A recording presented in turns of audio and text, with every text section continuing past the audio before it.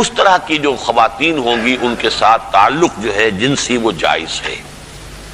یہ لونڈیاں جو اس طریقے سے لونڈی بنی ہو اس کی فروخت بھی جائز تھی۔ کسی آزاد مرد یا عورت کو پکڑ کر لونڈی یا غلام بنا لینا حرام مطلق ہے۔ یعنی جو کیا تھا انہوں نے امریکنز نے کہ افریقہ سے پکڑ کر لوگوں کو جو ہے وہ جال ڈالا اور آدمی کو لیا اور لے کر لے گئے اور زنجیروں میں جکڑ کر امریکہ میں لے گئے اور پھر انہوں نے غلام بنا کر رکھا، یہ حرام مطلق ہے۔ اسلام کی تاریخ اس نوع کے کسی بھی غلط حرکت سے بالکل پاک ہے، خالی ہے، صرف جنگ کے اندر۔ اور اس کا بھی میں نے آپ کو بتا دیا کہ یہ سارے اگر اس میں آپشنز نہیں ہیں تو پھر یہ کہ آپ انہیں غلام بنا سکتے ہیں اور ان کی پھر فروخت بھی ہو سکتی ہے۔ یہ ہے جو میرے علم میں ہے۔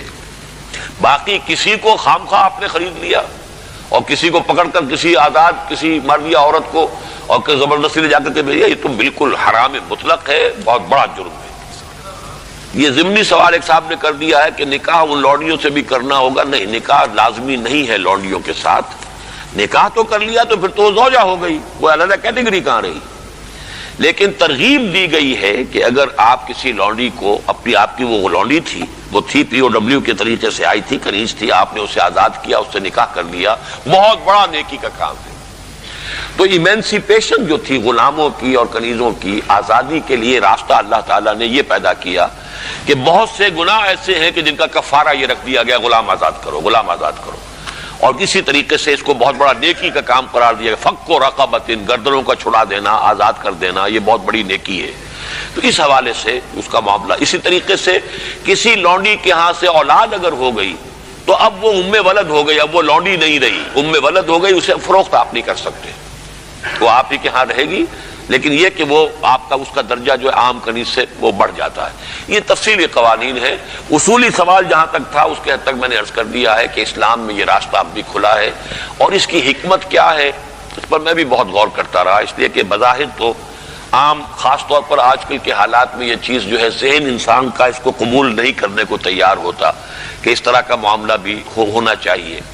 لیکن میں یہ سمجھتا ہوں کہ وہ جو جہاد فی سبیل اللہ آخری دور میں ہونے والے ہیں، جن میں کہ حضرت مہدی اور حضرت عیسیٰ علیہ السلام کا معاملہ بھی ہوگا، اس میں میں سمجھتا ہوں یقیناً کوئی ایسے مراحل آئیں گے کہ جہاں اس انسٹیٹیوشن کو انووک کرنے کی ضرورت پیش آئے گی، اس کے لیے کہ اس کا راستہ شریعت کے اندر باقی رکھا گیا، کھلا رکھا گیا، اگرچہ اس کے بڑی پابندیاں لگا دی گئیں۔ یہ بھی ہے کہ غلام کو وہی کھلاؤ جو خود کھاتے ہو، وہی پہناؤ جو خود پہنتے ہو، کام کا بھی بوجھ اس پر اتنا زیادہ نہ ڈالو کہ جس کا بہت مشقت والا ہو جائے، کوئی بہت سخت کام ہے تو تم خود بھی اس کے اندر شریک ہو جاؤ اس کے ساتھ۔ یہ ساری چیزیں ہیں، ان کے ساتھ نیک سلوک کرنا، اچھا سلوک کرنا۔ اسی کا نتیجہ یہ ہے کہ عالم اسلام میں ایک دور ایسا آیا کہ مشرق و مغرب میں سب سے بڑی حکومتیں جو تھیں وہ غلاموں کی تھیں۔ یہ خاندان غلامہ کون تھے جو ہندوستان کے اندر پہلی حکومت بنی اسلامی؟ قطب الدین ایبک کون تھا؟ التتمش کون تھے؟ ملبن کون تھا؟ یہ سب کون؟ سپکدگین کون تھے؟ الکتوین کون تھے؟ یہ خود محمود غواری کون تھے؟ محمود غزنوی، یہ سب کے سب غلام تھے۔ اسی طریقے سے ممالک کی حکومت مصر میں، ہندوستان میں خاندان غلامہ اور ممالک مملوک کی جمع ہے، مملوک غلام کو کہتے ہیں۔ تو ممالک کی حکومت مصر میں عالم اسلام کی دو عظیم ترین حکومتیں غلاموں کی تھیں، اس لیے کہ غلاموں کو وہ سٹیٹس دیا اسلام نے، اتنے اونچے اور ایسے ایسے غلام جو اتنے بڑے اساتذہ بن گئے کہ شہزادے ان کی جوتیاں سیدھی کرنے کو اپنے لیے فخر سمجھ رہے ہیں، اس لیے کہ عالم دین بن گئے، اتنا بڑا علم انہوں نے حاصل کر لیا کہ اب وہ جو شہزادے جو ہیں وہ ان کی خدمت کر رہے ہیں۔ تو اسلام نے اس کے لیے بڑا حکیمانہ انداز اختیار کیا۔ انسانوں میں سب سے بڑا جذبہ، سب سے بڑا موٹیو جنسی ہے۔ اللہ نے بڑی کشش رکھی، مرد میں عورت کے لیے، عورت میں مرد کے لیے، لیکن عورت پیسیو ہے مزاجن، وہ اقدام نہیں کرتی، آگے نہیں بڑھتی، مرد اقدام کرتا، آگے بڑھتا۔ یہ جو کشش ہے اس کے نتیجے میں مرد اور عورت کے درمیان بے حجابی گویا کہ آگ پر تیل ڈالنا ہے، آگ بھڑکے گی۔ اسلام نے اس کو روکا ہے، پورا نظام اس کا معاشرتی، ایک بہت بڑا پردہ پورے معاشرے میں ہے، بہت بڑا پردہ، جیسے یہ چھوٹا سا پردہ آپ کو نظر آ رہا ہے نا، ادھر عورتیں ادھر مرد ہیں۔ اب یہ ہے بہت پیاری آیت ہماری خواتین کے لیے قابل غور۔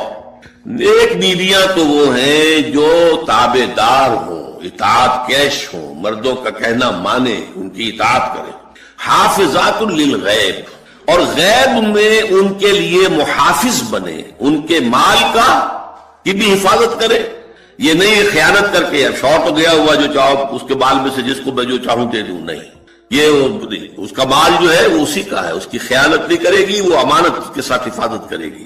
اور اس کے علاوہ اپنے نفس کی حفاظت کرے گی، اس لیے کہ وہ بھی اب شوہر کی امانت ہے. اب اس کا جو بھی جنسی معاملہ ہے وہ اس کے اپنے اختیار میں نہیں رہا. اس کو مل کے بزا کہتے ہیں ہماری فقہ کے اندر، کہ در حقیقت اس کا اختیار کامل اب شوہر کے ہاتھ میں آ چکا ہے.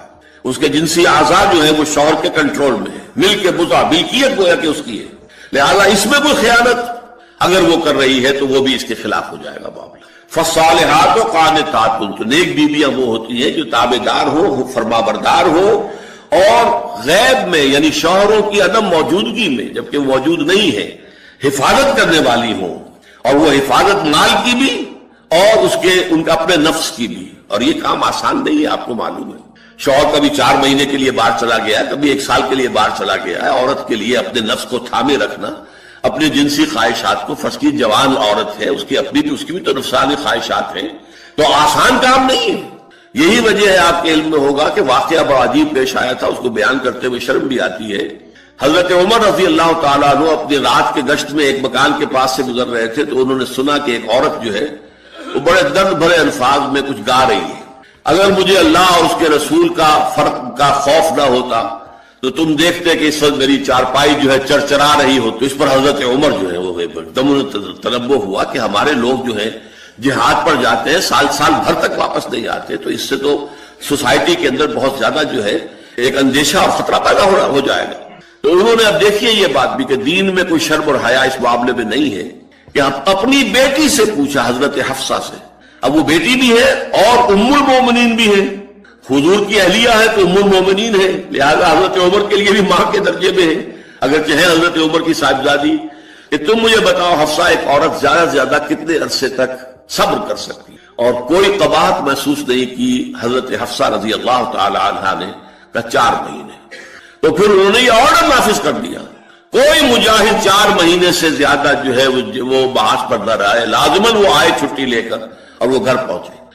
آپ اس کی روشنی میں دیکھیے جو کچھ ہمارے ہاں ہو رہا ہے، امارات میں جو لوگ کام کرتے ہیں، سعودی عرب میں کام کرتے ہیں، باہر کے ممالک میں کام کرتے ہیں، جوان بیویوں کو یہاں چھوڑ جائے، پھر جو قصے ہوتے ہیں، جو سکینڈلز ہوتے ہیں، پھر جب وہ شوہر صاحب تشریف لاتے ہیں تو وہ دیور اور بیوی جو ہے مل کر اسے قتل کرتے ہیں، اس لیے کہ یہاں تو دنیا بدل چکی ہے، دیور کی اور بھابھی کے رشتہ کچھ اور ہی بن چکا ہے، لہذا وہ قتل بھی کرتے ہیں، مال بھی سارا لے لیتے ہیں. یہ ساری خبریں آپ اخبارات میں پڑھتے ہیں.